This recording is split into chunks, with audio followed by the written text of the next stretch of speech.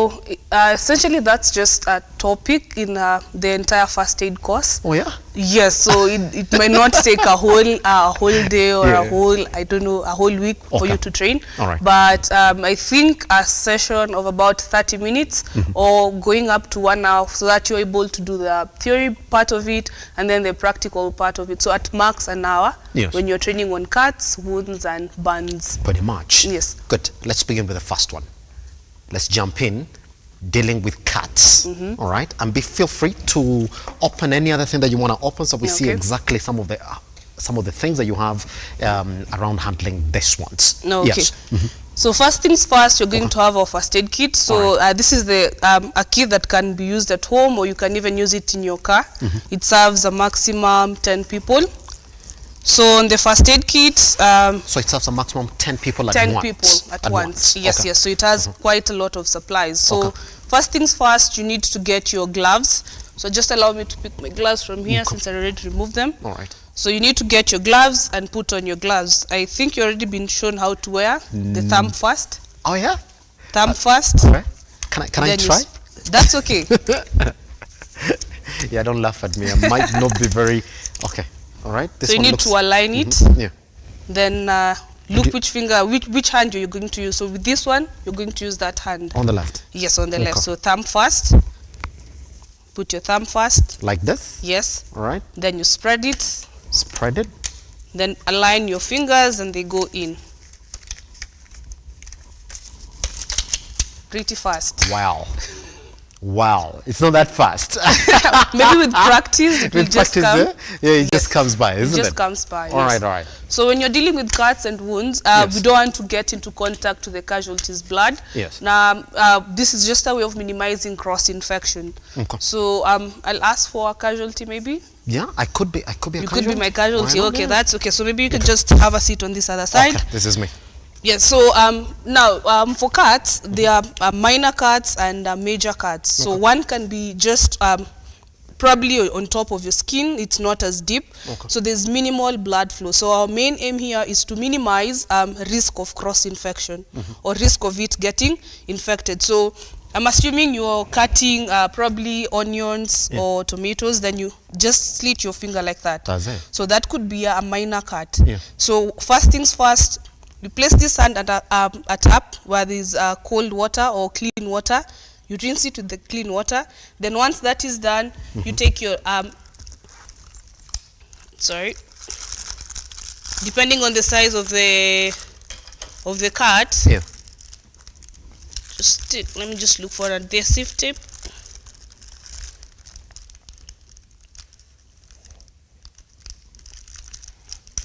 Good, but I should have given you a finger. A finger. That is essentially got the injury, so we can actually get to look at it. For example, I had this cut. Some time back here. So probably it might have been a minor cut. It looked minor, yeah? It looked minor, Some people suggesting stitches, but I didn't like the stitches. I told them I don't have to do stitches. Then now, as you're saying now, it depends with the extent of which the cut has happened. So if it's just a superficial one, then you just rinse it with clean water. Once that is done, you take your adhesive tape and you cover. Remember, for minor cuts, you're saying our main aim is to minimize risk of infection. That's it. Okay, so once you have your adhesive with you, take where there is the cut, then you simply place it directly on the wound. Remember, it has to be first rinsed off because remember it's bleeding. So once you've rinsed it off, you dry it a bit just with a cotton wool or a clean piece of cloth. Yes. You dry it, then you put your adhesive. Does it? How long does this have to stay on after that? So once you notice probably blood is still seeping through, you can remove and place another one. Then you can keep on changing because remember, you're doing your day-to-day activities, it also gets dirty. So you need to change it as often as you can, probably after 6 hours, say, or once you notice it's getting dirty, just remove and change and put another dressing on. I've got to tell you what majority of people will say back at home. You know, we have local health experts in the family.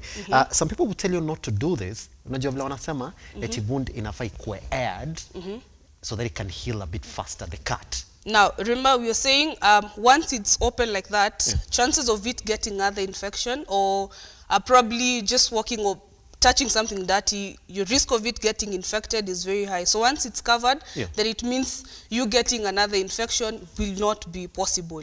So it's good that you cover your minor cuts, and even the major cuts, it's good that you cover. You cover them up, yes. isn't it? Yes. All right, good. So we go to the second one now, which is major. Which is major. So for the major cut, you find that either probably something like a panga, you're cutting napier grass, probably in the at home for the cows.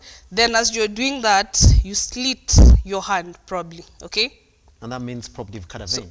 Exactly. Good. So it means it's a vein that has been cut. So blood is flowing out profusely. It's coming out in a very large amount. So there's an acronym that we normally use that is called expect. So what do you do? First, you examine the area and see, probably you've cut here, okay? Probably you've cut here while you're cutting the grass. So it means blood is coming out profusely. Maybe you're wearing even a long-sleeved shirt at that point. So what you need to do, just examine. If you need to open up so that you can expose the area. Okay, once you've exposed the area and you've seen it's bleeding from here, what you do next is to elevate. Now, while we're elevating, remember blood is coming out profusely. We want to raise it at least above the chest level so that the flow is minimal. Okay, so we're saying you elevate. Once you elevate, if you do not have your gloves, you can ask the casualty to just hold where they've been cut and blood is coming out. Now, by holding, we are applying pressure. Okay, so I'll just ask you to hold here, where blood is coming out. Then I'll go and get my materials that I need to treat. So now for this one, we'll use a dressing. Okay, since we have a first aid kit here, we'll use the dressing. If you do not have a first aid kit, you can improvise. And see me forgetting, I still need to hold it above. You still need to hold it above throughout until I come with my my dressing. So you definitely again put on your gloves, take your dressing.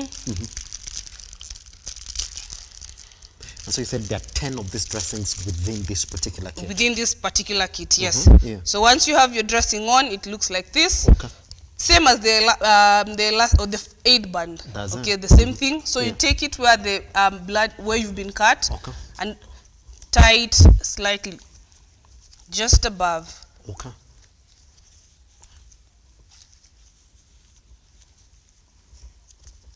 I can see what you're doing. You're essentially making a knot. Exactly. As you continue tying. As I continue tying, pull one out, then the other one overlaps the other. Now we will see why this one is coming, or why I've left it hanging on that point. So how many of these terms do you have to use the so entire? you can use the entire so that it aids in applying pressure as well. So I hope you can notice I'm tying it a bit tightly. I don't know if you can feel the pressure. There's a bit of pressure that is building up on the, good.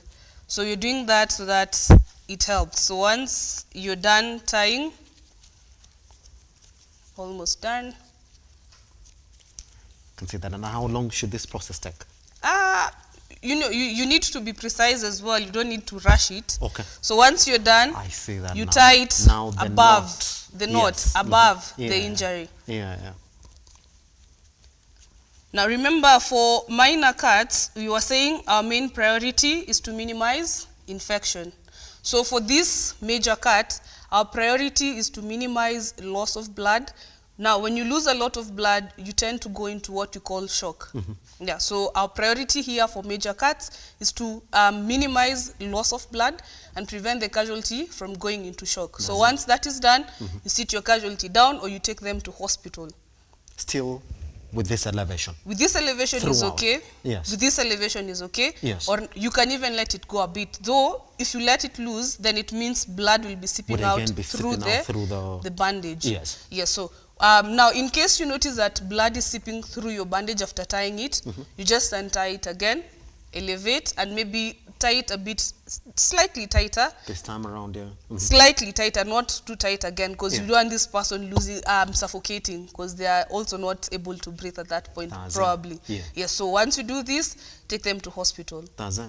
Pretty much. So this is for the minor, and this is for the major. So for the minor, our main aim is to minimize cross-infection. And for major, our priority is to prevent loss of blood and shock. Who goes to hospital? Is it this one has to go to hospital. This one has to go to hospital, definitely. Because remember, it's a lot.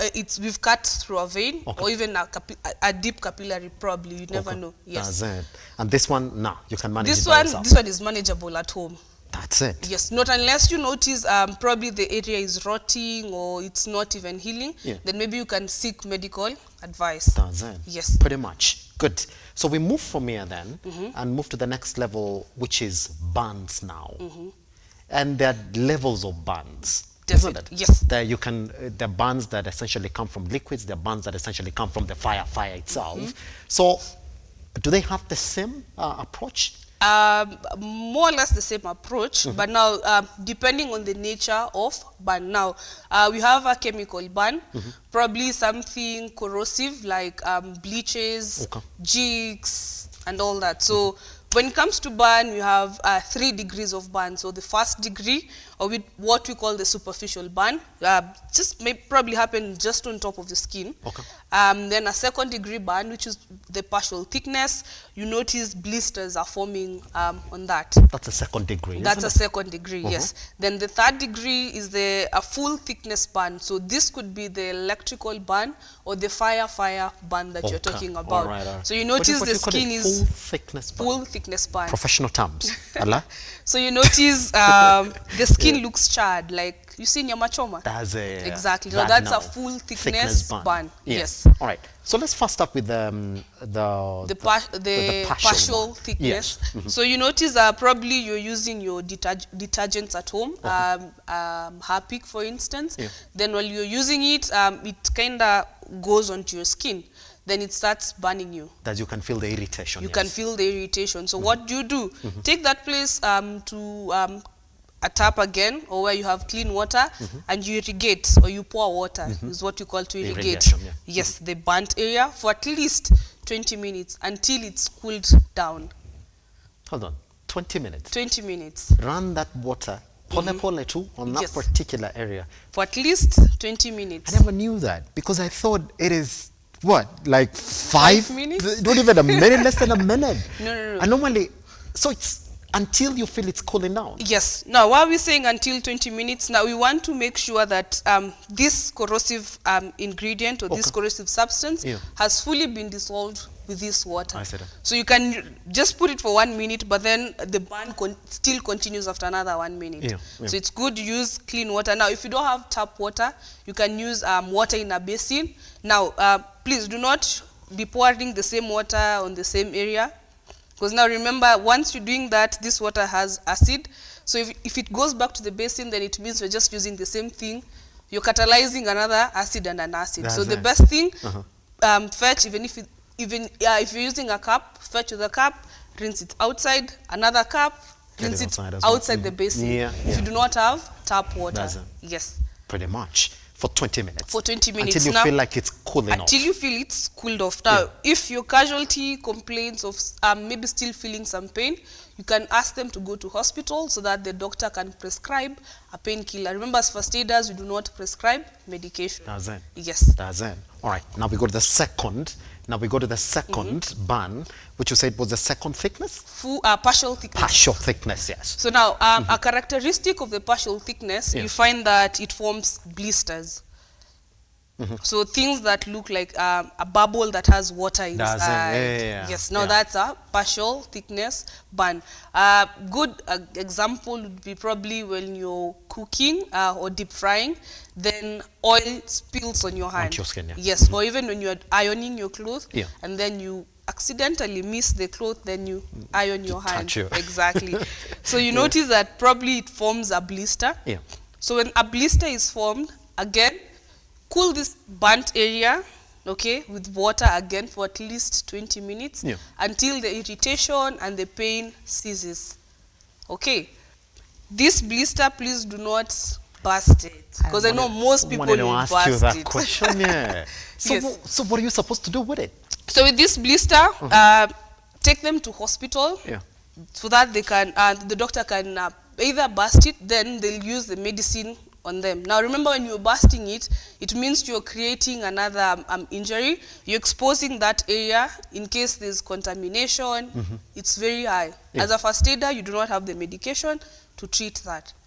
So it's the doctor who will either burst that bubble, then they'll put medicine on them, then they'll cover it. Yes. All right, so do not burst it. Do not burst it. Not do not even use Colgate. That's what they say. Wheat. Yeah, or wheat. But Yes. can I give you the most weird one that you'd ever had? Well, I do know, back at home, they say the best way to treat these burns is by cow dung. Okay. You've never had that. You never had that. Yes. And yes. I'll give you that story once we come from this tiny break, because I was one of the victims who burnt my hand completely. I was back at home. There was a ceremony at home. And I was in the kitchen and accidentally fell into the sufuria that was cooking uji. So my one hand completely got submerged. And one of the ways that I was treated is that they administered cow dung. I'm telling you that. So please do not do it anymore. Flo is saying no. Okay, just before we go for the break then, now there's that last part which you said is now the third degree. Or the full thickness That's it. burn. So you notice probably where you've been burnt, for instance, if it was fire, you notice that fire caught your skin, then it means your skin and your clothes are stuck together. Okay? So that's an example of a full thickness burn. So what do? Please, number one, do not try and remove the cloth from the skin, because it means you're introducing another injury to where someone has already been injured. So what you can do, if you feel like probably it's just this part, but it's still attached to the other, you can cut with the scissors. The first aid kit comes with the scissors in it. We call it a shear scissors. So just take the scissors, then cut to where it's free. Okay? So the other place, again, what you do, you irrigate with water for at least 20 minutes again. So until the area cools off. So now for this one, we'll use a cling film or a clean plastic bag. Okay? So you just cut it through, then just do it practically.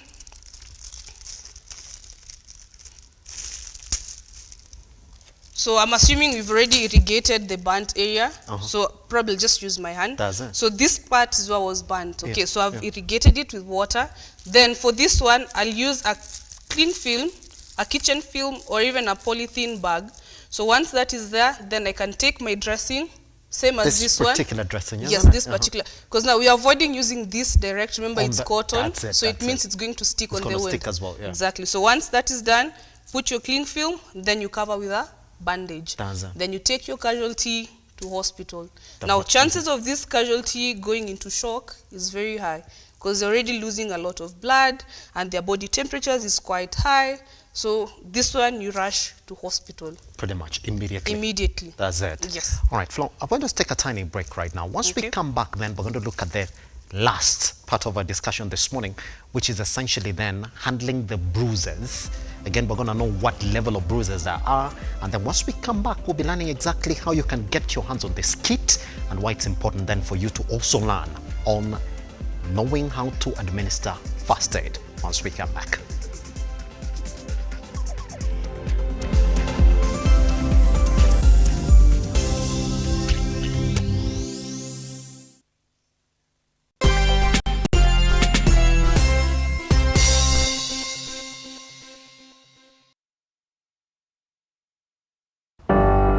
The story we're telling today is a story of passion in practice that grows into business.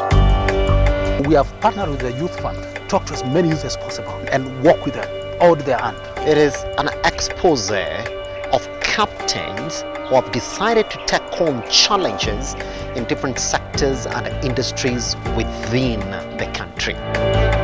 My mentors had also not started as CEOs. They grew up and they showed me how they grew in the organizations. So that's what motivated me to actually do international business. And it was a good experience. As an individual, support in bridging that care gap, part of me also to offer a solution. I want to leave this world a better place than I found it. This is the Captain's Arena. My name is Simba Elijah Charles Kiage.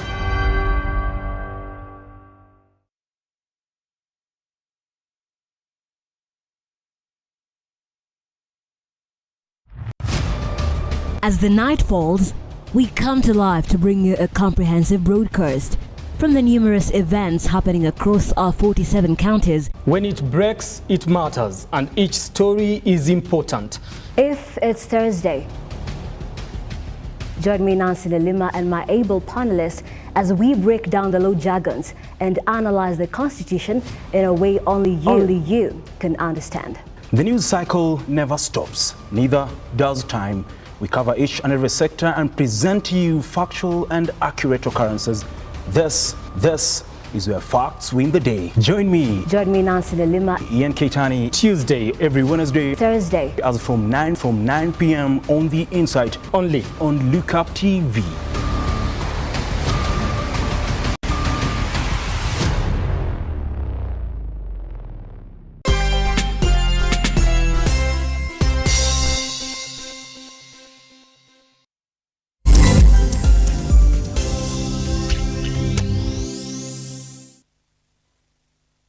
All right, welcome back then. Let's clear this conversation this morning. We are essentially into learning first aid from a home perspective or from an office perspective. And we've essentially touched on bruises, touched on burns. Now, I just want us to essentially go into the last part of learning this first aid, which is essentially learning on bruises. Florence, again, there are levels of bruises, isn't it? Mm-hmm. How do we then go right ahead and also treat bruises from a first aid perspective? Okay, so bruises here would mean probably falling, then just a friction burn on your skin. So it's not a deep cut. And like, the previous session you were talking about cuts. So for bruises, you might notice that there's no blood at all, probably internal bleeding. Okay, so how do you treat? So same thing as cuts. Now this one you rinse with water again for at least 20 minutes. Then if you have your antiseptics with you, that is the Detolls, those family, you can clean with that.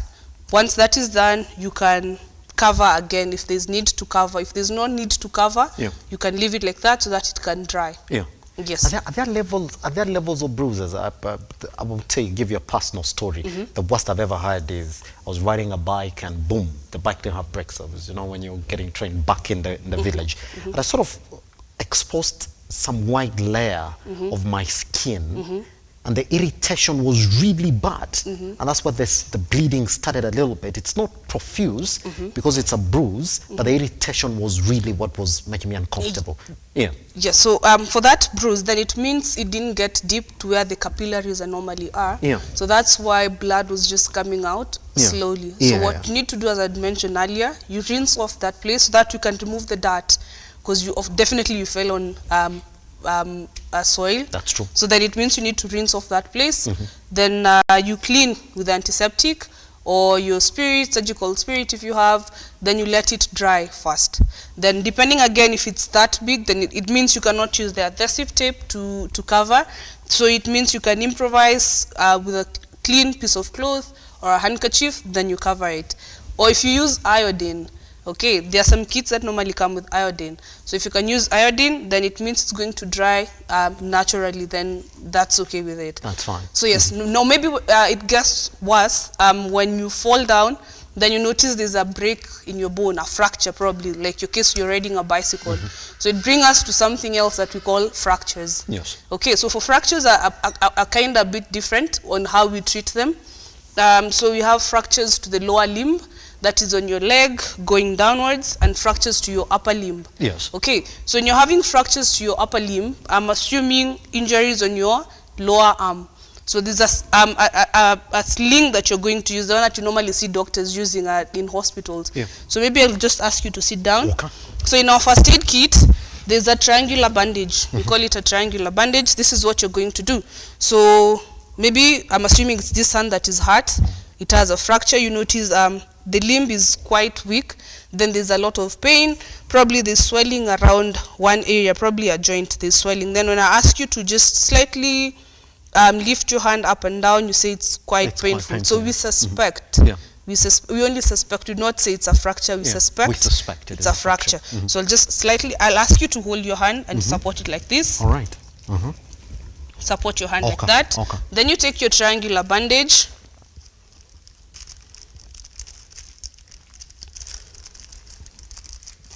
It's actually called a triangular bandage because it's triangular in shape. Yeah. Maybe you didn't know. It looks something different. I see that now. Yeah. So you take your triangular bandage.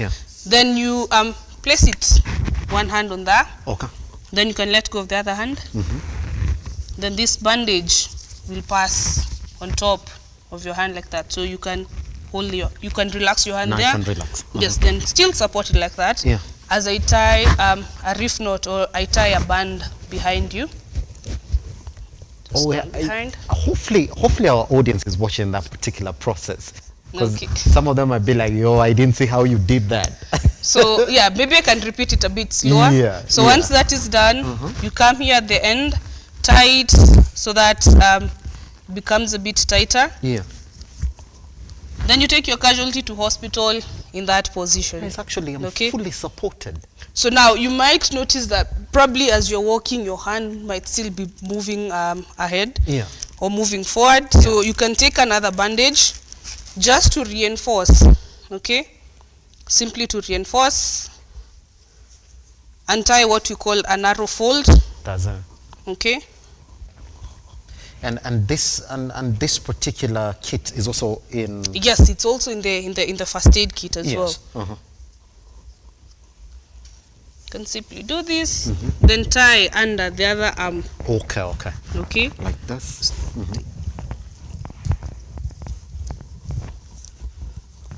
Then you support it there. Say that now, and I can feel. So then it means even if you're walking and someone pushes you, your hand won't move forward. Does it? Exactly. That's what it means. It's simply mobilizing. Okay. Once you mobilize like this, we take you to the hospital. Then the doctor will proceed with what they need to do. Does it? Yes. Pretty much. So this is when you're handling something that you're suspecting. You're suspecting a fracture on your lower limb. That's it. So this is called an arm sling. There's another one that is called an elevation sling. Yes. When you're having injuries to your wrist going downwards and probably injuries on your shoulder.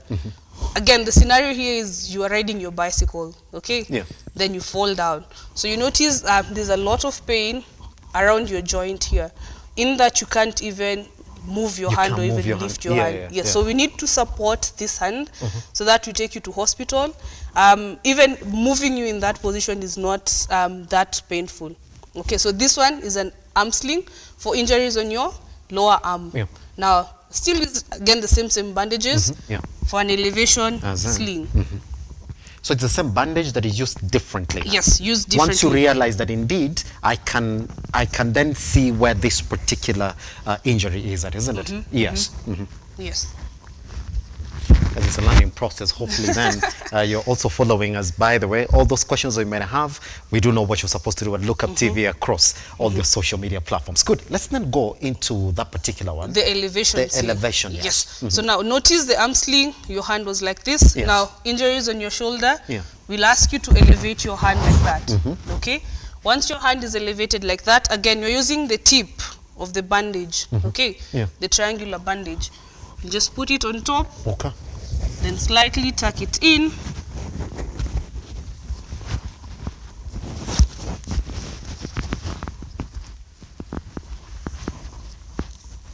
It's a process. How long does it take for somebody to learn how to tie it like that?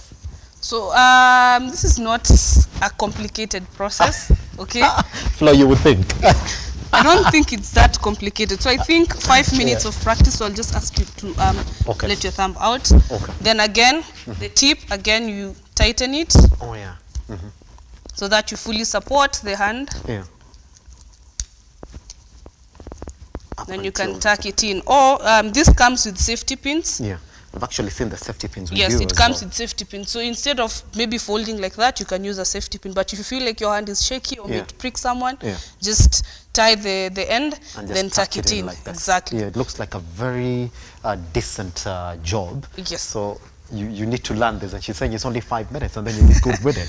Yeah. No, but it takes practice again. So maybe for me it took me 5 minutes, for Yeah. someone else, depending on how fast they can learn or how easy they learn. Yeah. But it takes practice, One definitely. of those is going to take 1 hour just to get done with this, yeah? Still don't know Yes. how to do my tie. Anyway, Yes. I'll be there. So this is now for This when is now an elevation sling. Yeah. When you're having injuries probably around your shoulders Okay. and on your wrist, On your going, wrist or going wrist up. going forward your fingers and all that. Yeah, yeah. Yes. So this one elevates you so you can actually then move this particular person To the hospital. hospital. Yes, without with minimal pain or with minimal movement Yeah, to the on injured limb. this particular area. Yes. Just when I'm still in this position, I've got this particular question that I'm going to ask you. Dislocations are also, do you classify them as part of this Fractures. fractures? Yes, we term them as part of fractures. So now, Yeah. this was just to the upper arm. Now, dislocation can happen here on your shoulder. Yeah. So it means you're going to use the same procedure. But then this person, you need to rush them to hospital. There are some people, you notice that, I don't know if it's too much movies, that you notice that you just take the hand, take back to the socket, then the person is okay. Yeah, I've watched that. That's what I wanted to ask you. Exactly. Like, So- are you supposed to do that? So you can, if probably someone has this particular condition, they tell you, at times my hand just comes out of the socket or my hips comes out of the socket. Yeah. So you try and pull it back if they've told you it's a condition that they normally have. If not, then if it's the upper arm, then or the upper limbs, use the elevation sling. And then that's the take them best. to- Then take take them them to to the hospital. Do not try something that you do not know. Do not try anything that you're not familiar with. Remember, Okay. our priorities was Yeah. to minimize condition from getting worse. That's it. Yes. So do not try and say, well, I know this. I saw that, and I will put this question to you. I saw that during, I normally play football over the weekends on Sunday. So we have this community league where we essentially go in and play normal football for 90 minutes just to have fun. And then we're in the process of playing that football, you know. It's a community league. There's not even ambulance services available around that particular time. And one player dislocates the knee. You can actually see the knees move out of its socket. And so I'm right there. I'm saying, well, we gotta call help. There's a hospital nearby. And then people say, no, just pull the leg. Just pull the leg and take it back. Is that procedure that you can share for any other person who's saying, well, if I don't have all this to handle dislocations, especially to the joints, are you supposed to pull, push? What are you supposed to do? Now, if it's something that you're not familiar with, Yeah. I think the best help you can give this person is calling for an ambulance. Do not try anything that you do not know. That's it. That's it. That's the biggest rule. Do that's- not try something that you do not know. Do not try anything that you do not know. Because I saw the struggle. So I'm right there, and they're trying to pull the knee of this guy back. They tried 4 times, and the entire work. period, it worked the 4th time. The 3 times they were trying, the guy was screaming in pain. You know, you could see that whoever was trying to do it, you know, they came up with different suggestions. Exactly. Yeah? No, you see, that is what normally happens. So someone will tell you pull, another will tell you push, another will tell you apana, we do like this and this.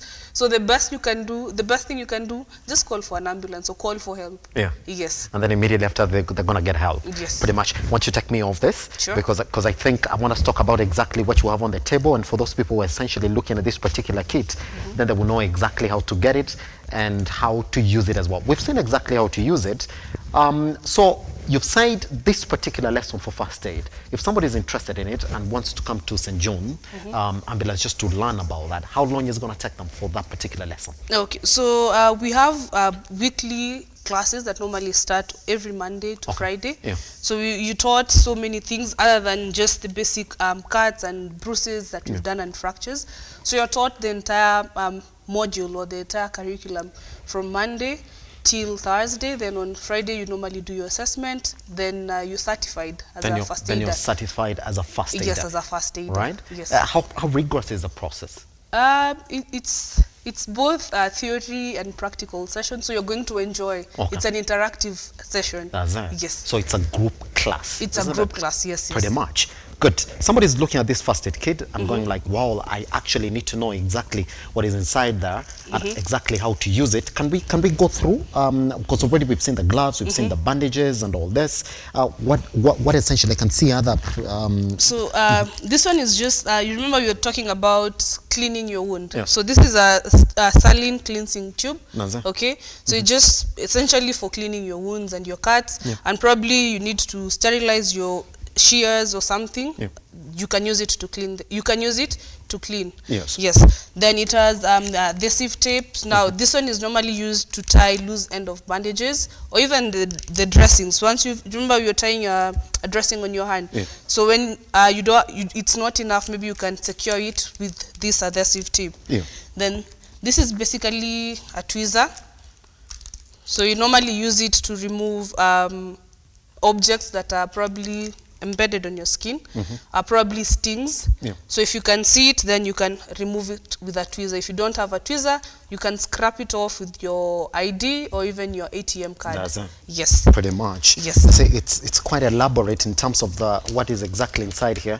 And in that particular lesson, do they also get to learn about how to effectively use your first aid kit, isn't it? Yes. So you'll be taught contents of a first aid kit, like what is inside a first aid kit and how to use them. Pretty much. Yes. Good. Let's talk about this. So this is a commercial kit. As we had mentioned earlier, this is a home first aid kit that can be used either at home, in the office, or even in a small office setup, that is, or even in your car. So now this one is a commercial first aid kit. It's big, as you can see. So this one serves a capacity of 50 people. And that's essentially proper in an office environment. Yes, in an office environment that has many people. So the difference between this and this is that it has more contents inside. I can see that now. Yes. It's quite elaborate, isn't it? Yes, yes. So it has the same thing, only that the supplies are now doubled or tripled to serve the 50 capacity. So the only thing that gets to do is that once an office probably or a work environment gets to order for this, the only thing that happens is that you would get to refill it for them as time goes by. Yes, yes. Once you use, so you notice that inside comes with a notebook. Just trying to see where it is. So it comes with a notebook. Anytime you use something, you need to note that you used A, B, C, and D, so that when you're going to refill, you already know what you need to refill. This one has a manual inside. I think it's also here. Sorry. So this has the basic things or the basic steps that can help you. Now here we have someone who is choking. We have someone who is bleeding. We have, if you want to make a call or someone has a heart attack, it has the basic steps that can help you if you're not that quite familiar with it. Then it also has a checklist, of the things that are inside here. So once you use probably your safety pins or your scissors, you note it down. Once you've used your bandages, again, you note it down again. So that when you're going to refill, so at least you have an idea of what you're going to refill. Exactly. Pretty much. Good. Let's talk about the associated costs. How much? Because I know that one. Let me see whether I do remember my costs because I want to get that one. That one is 3,000 shillings. Yes, that one is 3,000 shillings. For 10 people. For 10 people. In a family setup. In a family setup. So how much is this? So this one goes for 8,000 shillings. When it's complete. All right. Yes. And that is for 50 people. For 50 people. All right. Yes. And so what are the costs associated with refilling it? A refilling cost is 6,000 for the big kit and 1,500 for the small kit. That is refilling it completely. Complete refilling, yes. That's it. Yes. That's a good price, isn't it? Yeah, guys. So you know exactly then what you essentially need for this particular one. For those who want it, then you do know that you can actually get to talk directly to St. John's. And probably after this, I should be talking to our HR so we can get this. Yeah, and I will be the leader. Because I think I've taken a couple of lessons in first aid. Yeah, that'll be something that is going to go to my paycheck at the end of this month. I'm the only one. The only thing I don't have is a certificate. Certified first aider. Only thing I don't have is a certificate. Guess what? Another question that I normally get: how quick is the response? Should I run into a situation where I know I can call you guys? And, some people say, ambulance inaweza fika late. No, they watch movies that you only come after the incident. So I think for us to take at least 9 minutes. Then I think also it depends with where someone is calling from. You can't be calling from where can I say? I don't want to be quoted. Yeah. You can be calling from Kenyatta Road, along Thika Road, and our ambulance is coming from the base. So definitely it's going to take time for it to get there. But normally 9 minutes, maximum for us to respond. That's it. Yes. So do you also offer services when you're en route, in the sense of, because you're essentially going to offer this first aid, do you stick with a caller where you essentially tell them exactly what to do until you get there? Yes. So in case the ambulance takes time, you are guided on what to do as the ambulance is coming. That's yes. Pretty much. Now you do know, by the way. Any other question that you may have, you don't know what to do, at Lookuptv across all your social media platforms, or you can talk to them directly at St. John's Ambulance, by the way. They'll come and then answer all those questions you flow. Thank you very much for coming.